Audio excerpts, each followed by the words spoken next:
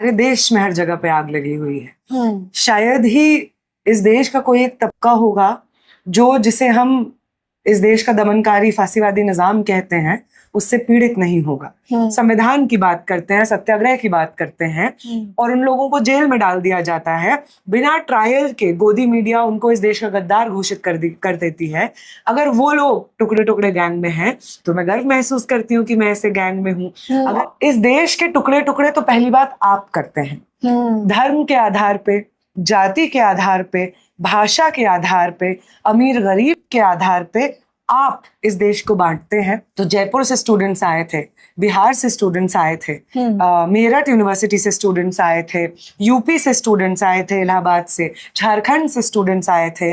मैंने एक वीडियो देखा कि सिक्किम से भी स्टूडेंट्स आए थे। पेपर लीक होते हैं तो सिर्फ एग्जाम के पेपर नहीं लीक हो रहे हैं, आगे आने वाले भविष्य के जितने प्लान्स हैं वो सब धराशायी हो जाते हैं। कि हमें उनकी लाठियों का जवाब मोहब्बत से देना है, हमें उनके रिप्रेशन का जवाब यूनिटी से देना है, उनके वायलेंस का जवाब संविधान से देना है। 6 जून कॉकरोच जनता पार्टी के आंदोलन के बाद सिर्फ और सिर्फ एक चेहरा टटोला जा रहा है, पूछा जा रहा है कि वो चेहरा आखिरकार है कौन। अभिजीत दीपके के बगल में नजर आने वाली लड़की कौन है जो इन दिनों सोशल मीडिया पर छाई हुई है?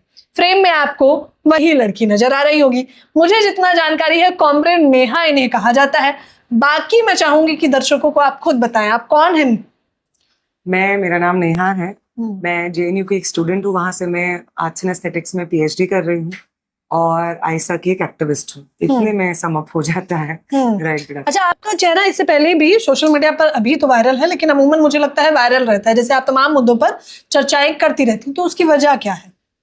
उसकी वजह ये है कि आज के समय में जिसे कहते हैं the world is on fire, and not just the world, हमारे देश में हर जगह पे आग लगी हुई है। शायद ही इस देश का कोई एक तबका होगा जिसे हम इस देश का दमनकारी फांसीवादी निजाम कहते हैं, उससे पीड़ित नहीं होगा।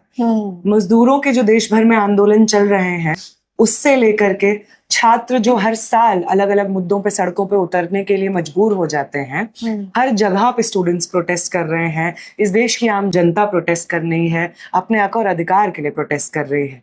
तो उन प्रोटेस्ट्स में सॉलिडारिटी देते हुए एक जिम्मेदार नागरिक होने के नाते हम लोग मौजूद रहते हैं, एज अ स्टूडेंट एक्टिविस्ट मौजूद रहते हैं, एज स्टूडेंट्स जो पढ़ते लिखते हैं, समझते हैं कि जिस दौर से हम गुजर रहे हैं उस दौर में बोलना क्यों जरूरी है, तमाम डर इंटिमिडेशन को झेलते हुए भी बोलना क्यों जरूरी है, और जब कोई नहीं बोल रहा है तब भी बोलना क्यों जरूरी है, ये सब जानते हुए हम लोग बोलते हैं। बस इतनी सी बात।